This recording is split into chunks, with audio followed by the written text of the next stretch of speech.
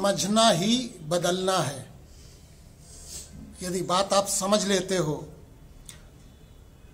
तो बदल जाते हो, इसमें संदेह नहीं। हम प्राकृतिक चिकित्सा की बात करेंगे और प्राकृतिक चिकित्सा बिना दवाइयों के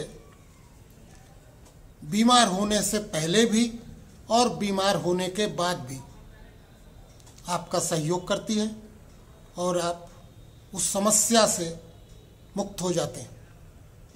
सरकारी अस्पताल, सरकारी सुविधाएं, बड़े बड़े अस्पताल, आधुनिक मशीनें, हाईली क्वालिफाइड डॉक्टर्स, और इन सब बातों के बावजूद रोगों में कोई सुधार नहीं हो रहा। रोगियों की संख्या बढ़ती जा रही है। हमें अपने बचपन की भी याद है, न इतने डॉक्टर होते थे और न इतने रोगी होते थे, क्योंकि लोग अपने आहार विहार को सही रखते हुए श्रम करते थे और बीमार होने पर फास्टिंग, उपवास करते थे। डॉक्टरों की संख्या बहुत कम थी, लेकिन आज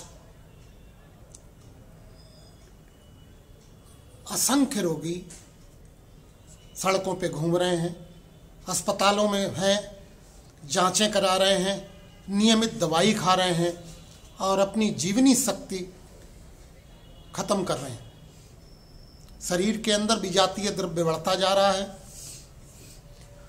यह समाधान न था, न है और न होगा। दवाइयों से लोग ठीक होते तो पूरी दुनिया ठीक हो जाती। दवाइयों की देश में कमी नहीं है, फैक्ट्रियां बढ़ा दी जाती। लोग कहते हैं सब वायु प्रदूषण है, आहार इंजेक्शन लगा के लौकी आ रही है, वातावरण इतना दूषित हो गया है कि बीमार तो होंगे ही। भाई ऐसी बात तब कहो जब आप महसूस करो कि सभी बीमार हैं। यदि बहुत से लोग ठीक हैं, उन्होंने अपनी जीवनी शक्ति को इतना बढ़ा रखा है कि ये सब चीजें वो हजम कर जाते हैं। वातावरण बदलना हमारे हाथ में आसान नहीं है, लेकिन जीवनी शक्ति बढ़ाना हमारे हाथ में है। आज हम उसी पद्धति के लिए बात कर रहे हैं। हमारे शरीर के अंदर विजातीय द्रव्य इकट्ठा होता रहता है, ठीक वैसे जैसे घर में धूल आती रहती है। और वो विजातीय द्रव्य के निकलने के 4 रास्ते हैं। पहला है मल, मूत्र, पसीना और सांस। अगर हम इन सब रास्तों को खुला रखें और लीवर की कार्यक्षमता को कम न होने दें, किडनी की कार्यक्षमता को कम न होने दें, हम अपने लंग्स को खुला रखें, गहरी गहरी सांस लें और व्यायाम और प्राणायाम के साथ शरीर के अंदर पसीना निकालें। यदि हमारे रोमकूप साफ रहते हैं तो विजातीय द्रव्य निकल जाएगा, टॉक्सिन्स निकल जाएंगे। और मलमूत्र, पसीना, सांस के साथ अगर मलमूत्र सब चीजें सही ढंग से होती रहे तो आप बीमार नहीं होगे, ये गारंटी है। शरीर प्राकृतिक है, इस पर प्रकृति के नियम लागू होते हैं। आप ये कह के नहीं बच सकते कि साहब विषाक्तता बहुत है, हर चीज शुद्ध नहीं मिल रही। ये तो पराधीनता की बात है। प्राकृतिक चिकित्सा उन साहसी लोगों की चिकित्सा प्रणाली है जो अपने रोग की जिम्मेदारी अपने ऊपर लेते हैं। हम आपको बताएंगे कि शरीर का शोधन घर बैठे कैसे करें। हम आपको बताएंगे कि रोग के अनुसार आपका भोजन क्या हो। हम ये भी बताना चाहेंगे कि व्यायाम नियमित हम करें और किस रोग में कौन सा व्यायाम लाभदायक है। इसके अतिरिक्त आज का जो विषय है वो है जोड़ों का दर्द। जोड़ों के दर्द के बारे में समझ लें, उसका कारण हमें जानना चाहिए। पहला कारण हो सकता है वजन ज्यादा हो, दूसरा कारण हो सकता है कि हमारा आहार विहार गलत हो, हम तला भुना ज़्यादा खा रहे हों, हमारे शरीर में यूरिक एसिड की मात्रा बढ़ गई हो। ये भी हो सकता है पेट में वायु बनने के साथ हड्डियां कमजोर हो गई हों। अगर हम कारण जान लेंगे तो आसान हो जाएगा उसे ठीक करना। दूसरी बात है कि अगर पेट को हम एनिमा के द्वारा साफ कर दें, व्यायाम के द्वारा शरीर का टॉक्सिक मैटर जो है पसीने से निकाल दें, गहरी गहरी सांस लेकर हमारे फेफड़े साफ हो जाएं, शरीर को जीवनी शक्ति काफ़ी मिलने लगे, और कुछ दवाइयाँ जो जड़ी बूटियों की होती हैं उनका उपयोग करें। जैसे एक महायोगराज गुग्गल है,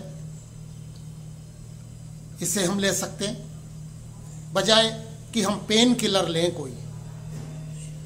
यदि हम पेन किलर लेते हैं तो हमारा लीवर और किडनी डैमेज होता है। इसकी जगह पर हम अगर आयुर्वेदिक औषधियाँ जड़ी बूटियाँ लेते हैं तो ताकत आती है, और जब ताकत बढ़ेगी तो दर्द कमजोर होगा। पेट में वायु नहीं बनेगी तो दर्द कमजोर होगा। हम धूप में बैठेंगे, दर्द में राहत मिलेगी।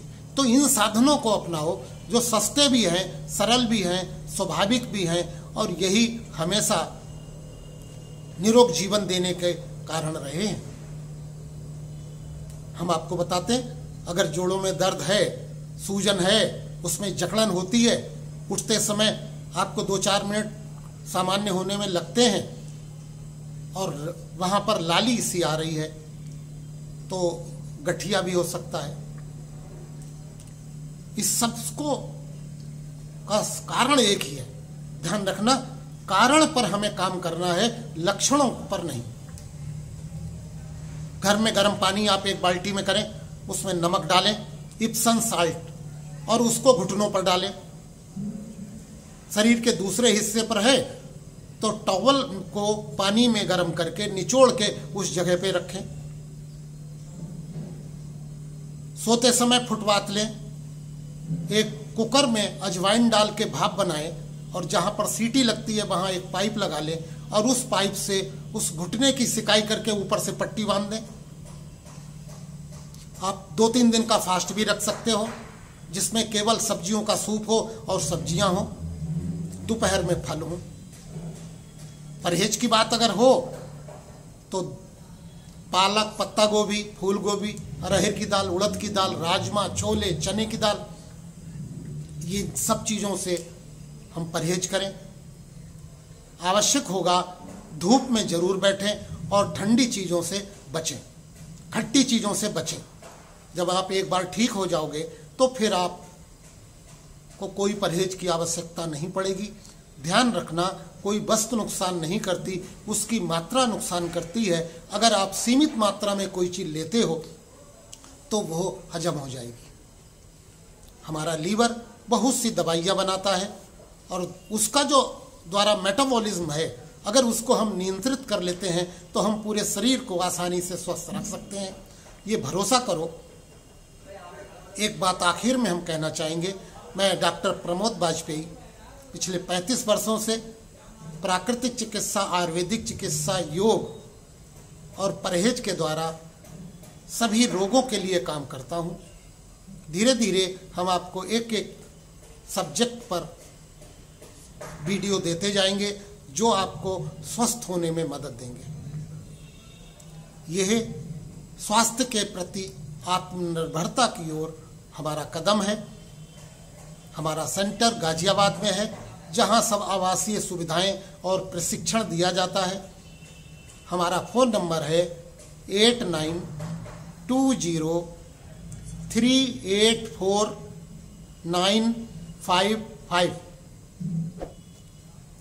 दूसरा नंबर है 9911813388। आप इस पर संपर्क करो, हम आपको निःशुल्क मार्गदर्शन करेंगे ताकि आप स्वस्थ हों।